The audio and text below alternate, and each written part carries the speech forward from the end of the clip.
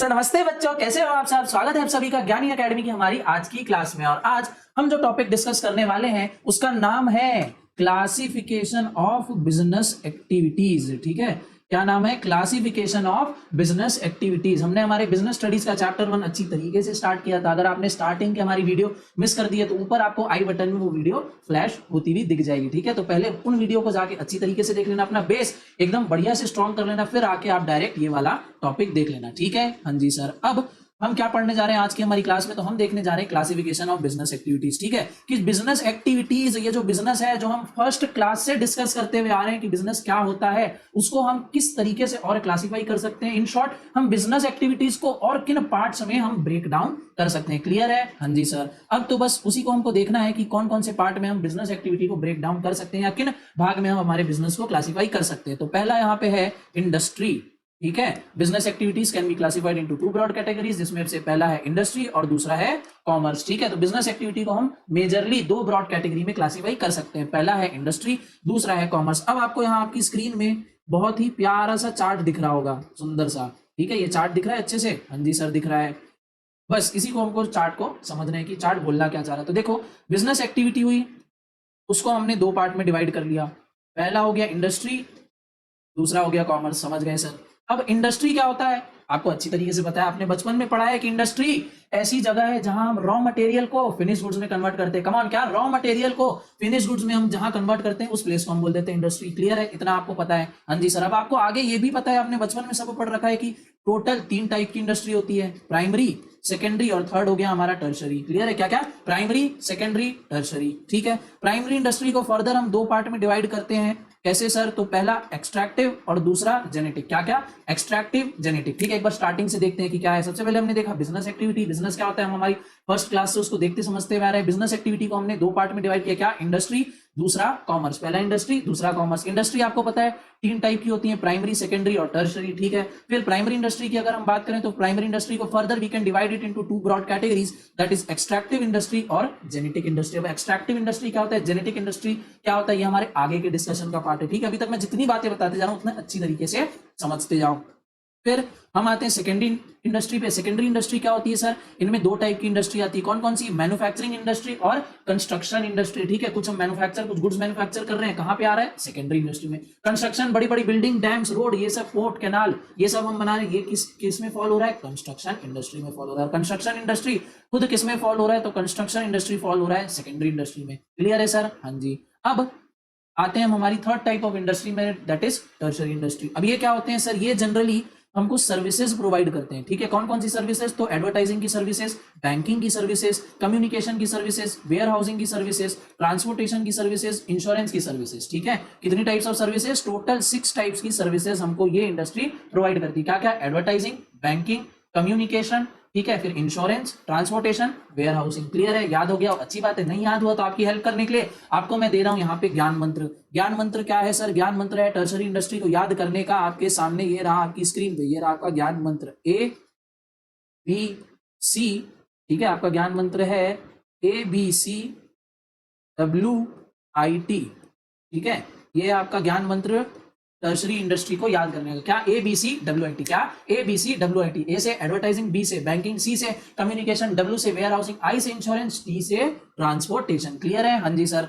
अब दूसरे पार्ट पे हम आते हैं, कॉमर्स वाला पार्ट। ठीक है, कॉमर्स को हम देख रहे हैं कि फर्दर यहाँ पे दो पार्ट में डिवाइड किया है। कौन कौन से दो पार्ट है सर? पहला है ट्रेड, दूसरा है एड्स टू ट्रेड। क्या क्या? पहला है ट्रेड, दूसरा है एड्स टू ट्रेड। ट्रेड में सर हम देख रहे हैं कि फर्दर और दो पार्ट में डिवाइड किया है। कौन कौन से दो part? Internal trade, external trade. ठीक है, नाम से ही आपको अच्छी तरीके से क्लियर हो रहा होगा कि इंटरनल मतलब कंट्री के अंदर के लिए हम कुछ ट्रेड कर रहे हैं, एक्सटर्नल मतलब कंट्री के बाहर हम कुछ ट्रेड कर रहे हैं। ठीक है, तो इंटरनल ट्रेड में आ जाते हैं फिर दो पार्ट। कौन कौन से? Retailers, wholesaler. रिटेलर क्या होते हैं सर और होलसेलर क्या होते हैं आपको अच्छी तरीके से पता है, फिर भी बता देता हूं। जो बल्क में डील करते हैं, ठीक है, जो बल्क क्वांटिटी में डील करते हैं उनको हम बोलते हैं होलसेलर। जो स्मॉलर क्वांटिटी में परचेज और सेलिंग करते हैं उनको हम बोलते हैं रिटेलर। हाँ जी सर, हमको पता है ये चीजें। आगे बताओ। आगे एक्सटर्नल ट्रेड की अगर हम बात करें तो एक्सटर्नल ट्रेड फर्दर 3 पार्ट में डिवाइड है। कौन कौन से? पहला इंपोर्ट, दूसरा एक्सपोर्ट और तीसरा एंटरपोर्ट। क्या क्या? पहला इंपोर्ट, दूसरा एक्सपोर्ट और तीसरा एंटरपोर्ट। अब इंपोर्ट एक्सपोर्ट आपको अच्छी तरीके से पता है। इंपोर्ट मतलब बाहर की कंट्री से हमारी कंट्री में सामान लाना, ये हो गया इंपोर्ट। हमारी कंट्री से बाहर की कंट्री में सामान भेजना, ये हो गया एक्सपोर्ट। अब एंटरपोर्ट क्या है, ये आपके लिए नया है, ठीक है। एंटरपोर्ट क्या है, ये आपके लिए नया है, ये बताऊंगा मैं आपको, पर उस क्लास में, जिस क्लास में हम डिस्कस कर रहे होंगे हमारा कॉमर्स वाला पार्ट, एक सेपरेट डेडिकेटेड क्लास में आपके लिए लाने वाला हूं, जिसमें हम पर्टिकुलरली ये जो आपको कॉमर्स वाला सेक्शन दिख रहा है इतना पूरा, ये हम पूरा उस क्लास में डिस्कस कर रहे होंगे, ठीक है। हाँ जी सर, तो इस क्लास में हम क्या डिस्कस करेंगे सर, इस क्लास में हम पढ़ेंगे ये हमारा इंडस्ट्री वाला पार्ट, ठीक है। बट उसके पहले एक टॉपिक और छूट गया यहाँ हमारा, एड्स टू ट्रेड का, ठीक है। एड्स टू ट्रेड क्या, एड मतलब क्या हो गया सर, एड मतलब हेल्प करना। तो जो ये हम यहाँ पे ट्रेड करेंगे उनमें जो सर्विसेज हमको लगने वाली है, उनमें कुछ हेल्प की हमको जो जरूरत पड़ने वाली है, वो भी हम पढ़ेंगे एड्स टू ट्रेड के अंदर, ठीक है। हाँ जी सर, तो अब बिना टाइम वेस्ट किए आते हैं नीचे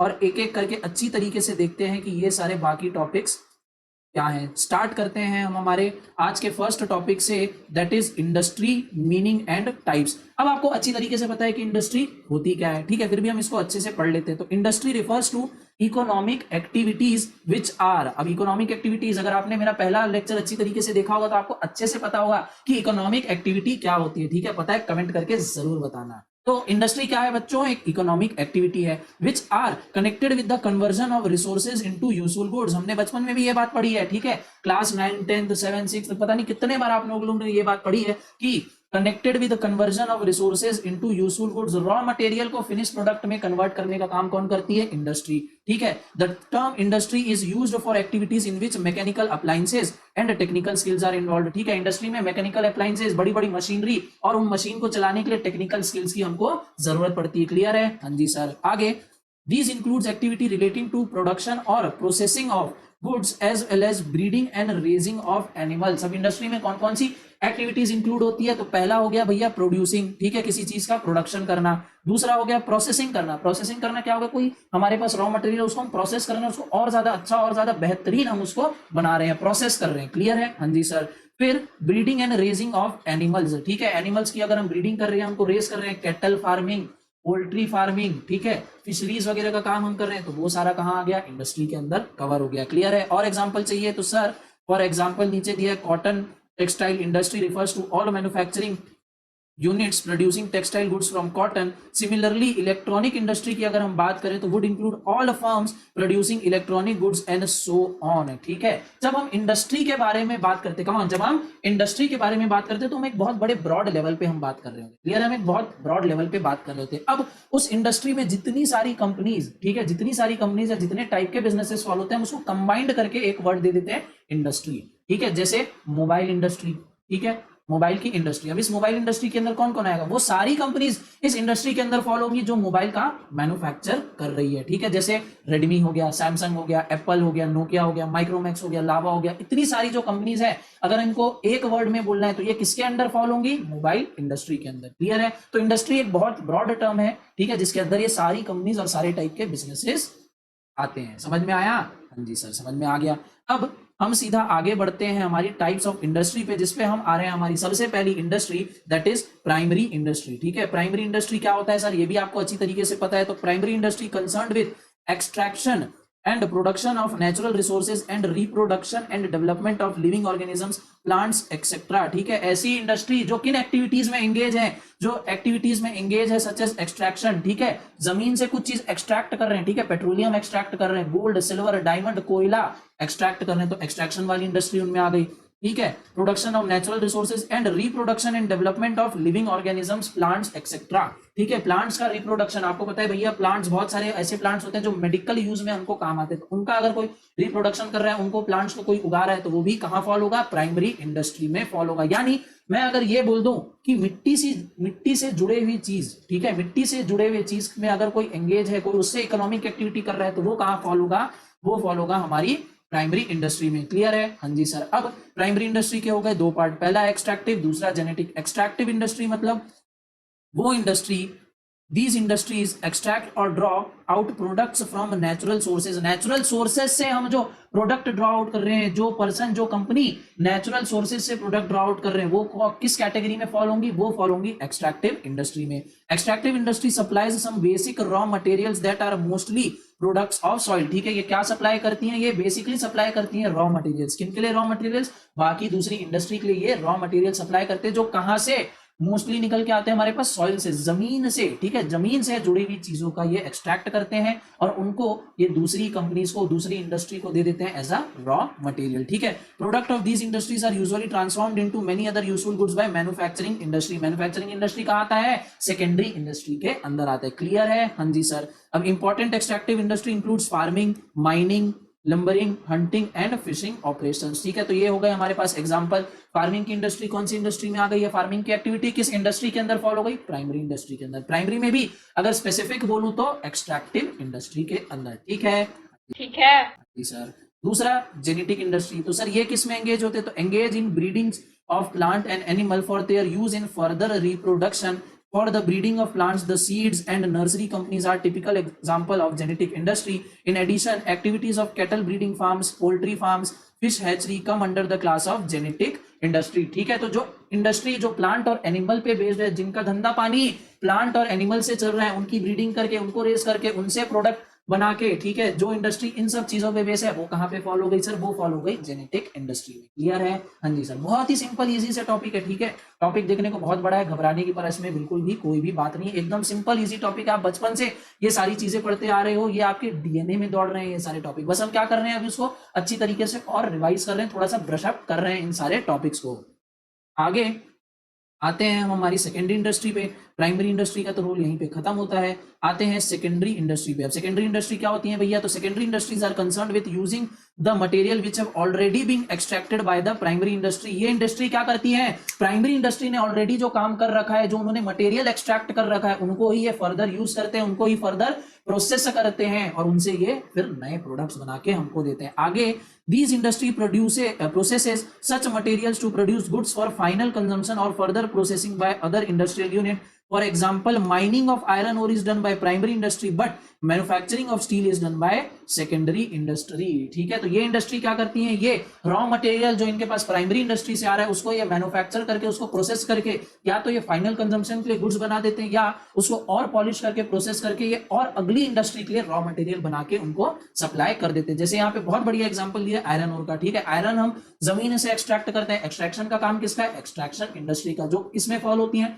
प्राइमरी इंडस्ट्री के अंदर। ठीक है, फिर उस आयरन से स्टील बनाने का काम किसका हो गया? सेकेंडरी इंडस्ट्री का हो गया। क्लियर है? जो प्राइमरी इंडस्ट्री के रॉ मटेरियल्स होंगे उनको ये लेंगे, उनको ये फर्दर प्रोसेस करके फिनिश गुड्स में बना देंगे। कौन बनाएंगे? Secondary industry. ठीक है, ठीक है। अब सेकेंडरी इंडस्ट्री को भी सर फर्दर डिवाइड कर दिया गया है एज फॉलोज। तो सबसे पहला मैन्युफैक्चरिंग इंडस्ट्री। ठीक है, मैन्युफैक्चरिंग इंडस्ट्री नाम से ही आपको समझ में आ रहा है कि creating forms of utilities through the conversion of raw material और partly finish material in their manufacturing operations. ठीक है, कुछ ना कुछ मैन्युफैक्चर करेंगे, जोड़ तोड़ के कुछ चीजें ये प्रोड्यूस करेंगे। ठीक है, कौन प्रोड्यूस करेंगे? Manufacturing industry.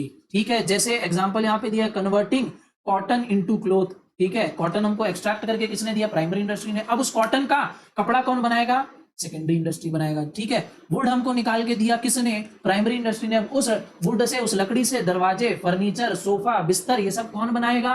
सेकेंडरी इंडस्ट्री बना के हमको देगा। क्लियर है? अब सेकेंडरी इंडस्ट्री के अंदर मैन्युफैक्चरिंग इंडस्ट्री हमने पढ़ा। मैन्युफैक्चरिंग इंडस्ट्री को भी फर्दर 4 कैटेगरीज में डिवाइड कर दिया गया है। ठीक है, मैन्युफैक्चरिंग इंडस्ट्री को भी फर्दर 4 कैटेगरीज में डिवाइड कर दिया गया। अब ये 4 कैटेगरी कौन कौन सी है सर? तो ये 4 कैटेगरीज पहले आपको मैं दिखा देता हूं। ये देखो भैया आपकी स्क्रीन पे। सबसे पहला एनालिटिकल, दूसरा सिंथेटिकल, तीसरा असेंबलिंग और चौथा प्रोसेसिंग। क्या क्या? Analytical, synthetical, assembling, processing. याद हो गया? अच्छी बात है। नहीं याद हुआ तो आपके लिए ये लो भैया इस वीडियो का दूसरा ज्ञान मंत्र। ज्ञान मंत्र क्या है सर? ज्ञान मंत्र ये रहा आपकी स्क्रीन पे, एसएप। ठीक है, एसएप बोलते हैं ना, एज सून एज पॉसिबल। तो बस यही आपका ज्ञान मंत्र है। कोई भी अगर आपसे पूछे कि मैन्युफैक्चरिंग इंडस्ट्री को फर्दर हम किन पार्ट्स में डिवाइड कर सकते हैं, तो आपको एकदम एज सून एज पॉसिबल, एकदम तुरंत आपको बताना है कि एनालिटिकल, सिंथेटिकल, असेंबलिंग और प्रोसेसिंग में क्या क्या? एनालिटिकल, सिंथेटिकल, असेंबलिंग और प्रोसेसिंग। क्लियर? एकदम फट से, जल्दी से, एकदम एज सून एज पॉसिबल आपको बताना है कि मैन्युफैक्चरिंग इंडस्ट्री के अंदर 4 टाइप की इंडस्ट्री आती है। वो 4 टाइप की इंडस्ट्री कौन कौन सी है? तो वो 4 टाइप की इंडस्ट्री है एनालिटिकल, सिंथेटिकल, असेंबलिंग और प्रोसेसिंग। ठीक है, इससे भी याद नहीं हुआ हो तो भैया ये लो आपके लिए मैं हैंड एक्शन ले आओ। तो चलो भैया अपने हाथ ऊपर करो और मेरे साथ ये एक्शन करो जिससे आपको अच्छी तरीके से याद हो जाए। क्या है? एनालिटिकल। एनालिटिकल का एक्शन क्या है? एनालिटिकल। ठीक है, एनालिटिकल, अपने हाथ ऐसे जोड़ना है, उसको अलग करो, एनालिटिकल। फिर सिंथेटिकल, सिंथेटिकल में हाथ पास लेके आना। ठीक है, एनालिटिकल, सिंथेटिकल, असेंबलिंग। ठीक है, क्या? असेंबलिंग। फिर से एनालिटिकल, सिंथेटिकल, असेंबलिंग, फिर प्रोसेसिंग। क्लियर है? Analytical, synthetical, assembling, processing. क्या? Analytical, synthetical, assembling, processing. अब सर ये हैंड एक्शन हमने किस हिसाब से बनाया, ये आपको मैं अच्छी तरीके से एक्सप्लेन कर देता हूं। और पढ़ते हैं हम एनालिटिकल इंडस्ट्री। तो एनालिटिकल इंडस्ट्री क्या होती है भैया? तो analytical industry is an industry which analyses and separates different elements from the same material as in case of oil refinery. Oil refinery के केस में आपको अच्छी तरीके से पता है कि हम जमीन से ऑयल एक्सट्रैक्ट करते हैं, फिर उसको हम रिफाइन करते जाते हैं और एक ही प्रोडक्ट से हम उसके बहुत सारे बाय प्रोडक्ट बना देते हैं। हम एक ऑयल एक्सट्रैक्ट करते हैं, ठीक है, उससे हम पेट्रोलियम भी बनाते हैं, डीजल भी बनाते हैं, कच्चा तेल भी हम उससे बनाते हैं। तो ऐसे एक प्रोडक्ट से बहुत सारे प्रोडक्ट को एनालाइज करके उसको सेपरेट करना, ठीक है, हैंड एक्शन अब समझ में आ रहा है ना, सेपरेट करना कौन सी इंडस्ट्री करती है? एनालिटिकल इंडस्ट्री करती है। तो सिंथेटिकल इंडस्ट्री क्या करती है सर? सिंथेटिकल इंडस्ट्री करती है combines various ingredient into new product in case of cement, ठीक है। सिंथेटिकल इंडस्ट्री क्या करती है? वेरियस, ठीक है, मटेरियल लेती है और उसको कंबाइन करके एक फिनिश गुड हमको बना देती है। जैसे सीमेंट, सीमेंट कैसे बनता है? इसमें बहुत सारे हमको एलिमेंट्स लगते हैं, बहुत सारे मटेरियल लगते हैं, बहुत सारी लगता है और एक्सेट्रा एक्सेट्रा, हमको बहुत सारे इसमें एलिमेंट्स लगते हैं। तो उन सभी को मिला के हम कुछ एक नया प्रोडक्ट बना रहे हैं, उस ये काम कौन कर रहा है? Synthetical industry. इसीलिए एनालिटिकल में हैंड एक्शन आपका दूर जा रहा है, सिंथेटिकल में पास आ रहा है, ठीक है। एनालाइज कर रही है एनालिटिकल इंडस्ट्री, एक ही प्रोडक्ट से बहुत सारे प्रोडक्ट को सेपरेट कर रही है। Whereas synthetical industry just opposite, बहुत सारे प्रोडक्ट को मिला के एक अपना प्रोडक्ट बना रही है, ठीक है। तो एनालिटिकल, सिंथेटिकल। अब असेंबलिंग, असेंबलिंग इंडस्ट्री क्या कर रही है सर? तो assembling industry assembles different components और part to make a new product as in case of television, computer etcetera, ठीक है। टेलीविजन या कंप्यूटर कैसे होता है? उसमें बहुत सारे पार्ट होते हैं। कंप्यूटर को अगर हम ले सीपीयू है, माउस है, प्रोसेसर है, ट्रांजिस्टर है, स्क्रीन है, ठीक है, बहुत सारी उसमें चीजें हैं, डिस्प्ले है, ठीक है, बहुत सारी उसमें पार्ट्स हमको लगता है। तो उन सभी पार्ट्स को जोड़ के, ठीक है, उन सभी पार्ट्स को जोड़ के एक प्रोडक्ट बनाने का काम कौन करेगा? Assembling industry. इसीलिए हैंड एक्शन आपका ऐसा है, असेंबलिंग, पार्ट को हम असेंबल करते जा रहे हैं। हैंड एक्शन क्लियर होते जा रहा है। एनालिटिकल, सेपरेट करना, फिर सिंथेटिकल, ठीक है, दूसरे मटेरियल मिला के एक नया प्रोडक्ट बनाना, फिर असेंबल करना, असेंबलिंग, ठीक है, एनालिटिकल, सिंथेटिकल, असेंबलिंग। फिर आते हैं हम प्रोसेसिंग इंडस्ट्री में। प्रोसेसिंग इंडस्ट्री को क्या करती है सर? तो processing industry is an industry which involves the successive stages for manufacturing finish products in case of sugar and paper. तो ये ऐसी इंडस्ट्री है जो ऐसे प्रोडक्ट बनाती है जिन प्रोडक्ट को बनाने के लिए हमको कुछ प्रोसेसेस या कुछ स्टेजेस में काम करना पड़ता है। जैसे पेपर बनाना, ठीक है, पेपर अब हमको पता है उसके लिए रॉ मटेरियल क्या है, हमको वुड चाहिए, ठीक है, लकड़ी को हम लाते हैं, छीलते हैं, उसको प्रोसेस करते हैं, उससे पल्प निकालते हैं, दुनिया भर की चीजें करते हैं और केमिकल ऐड करते हैं, फिर उसका पेपर बनाते हैं, पेपर को फिर हम सुखाते हैं, ठीक है, तब जाके हमारे पास फिनिश्ड एक पेपर हमको मिलता है। इतना सब तामझाम, इतने सारे प्रोसेसेस करने के बाद, तो जो इंडस्ट्री प्रोसेस में काम करके हमको एक फिनिश गुड्स ला के देती है उसको हम बोलते हैं प्रोसेसिंग इंडस्ट्री। इसीलिए आपका हैंड एक्शन भी इस टाइप का था, ठीक है, प्रोसेस कर रहे हैं, स्टेप बाय स्टेप हम आगे बढ़ते जाएंगे और हमारा फिनिश गुड हमको मिल जाएगा। क्लियर है? एनालिटिकल, सिंथेटिकल, असेंबलिंग, प्रोसेसिंग, ठीक है। फिर नेक्स्ट टाइप की इंडस्ट्री कंस्ट्रक्टिव इंडस्ट्री, ठीक है। कंस्ट्रक्टिव इंडस्ट्री एक ऐसी industry which is involved in construction of road, dam, bridge, port, airport, buildings, etc. ठीक है, ऐसी इंडस्ट्री जो किसके कंस्ट्रक्शन में इन्वॉल्व है? किसी भी चीज के कंस्ट्रक्शन में इन्वॉल्व है। फॉर एग्जांपल आपको यहाँ दे दिया गया, रोड हो गया, डैम्स हो गए, एयरपोर्ट बनाना है, ठीक है, ब्रिजेस बनाने, तो ये सारी किसके अंदर फॉल हो जाएंगी? कंस्ट्रक्शन इंडस्ट्री के अंदर में। क्लियर है? हाँ जी सर। नेक्स्ट आते हैं हम हमारी टर्शरी इंडस्ट्री। बहुत ही सिंपल टर्शरी इंडस्ट्री, इसके अंदर कौन कौन सी इंडस्ट्री आती है इसका ऑलरेडी मैंने आपको ज्ञान मंत्र दे दिया। क्या? ABCWIT। क्या? ABCWIT। क्या क्या? एडवर्टाइजिंग, बैंकिंग, कम्युनिकेशन, W से वेयर हाउसिंग, इंश्योरेंस और T से ट्रांसपोर्टेशन, ठीक है। अब ये सब चीजें क्या है इसको भी पढ़ लेते हैं। टर्शरी इंडस्ट्री क्या होती है सर? तो tertiary industry, these industries are concern with providing support services to primary and secondary industries as well as activities relating to trade. These industries provide services, facilities, ठीक है। ये इंडस्ट्री क्या करती है? प्राइमरी इंडस्ट्री और secondary industry की ये help करती है। कैसे हेल्प करती है? उनको सपोर्ट सर्विसेज पहुंचाने में हेल्प करती है, उनको ये सपोर्ट सर्विसेज प्रोवाइड करती है। कौन सी इंडस्ट्री? टर्शरी इंडस्ट्री, ठीक है। आगे पढ़ते हैं कि इस इंडस्ट्री में कौन कौन सी भैया हमको एलिमेंट्स देखने हैं। तो सबसे पहला आ जाता है एडवर्टाइजमेंट। अब एडवर्टाइजमेंट में समझाने जैसा कुछ है नहीं। आप दिन भर टीवी देखते हो या मोबाइल चलाते हो, इंस्टाग्राम चलाते हो, यूट्यूब में वीडियोस देखते हो, हर जगह आपको एड्स ही एड्स देखने मिलते हैं। वो एड्स कंपनी रन क्यों करती है? अपने प्रोडक्ट को प्रमोट करने के लिए, अपने प्रोडक्ट की जानकारी पब्लिक तक पहुंचाने के लिए, ठीक है।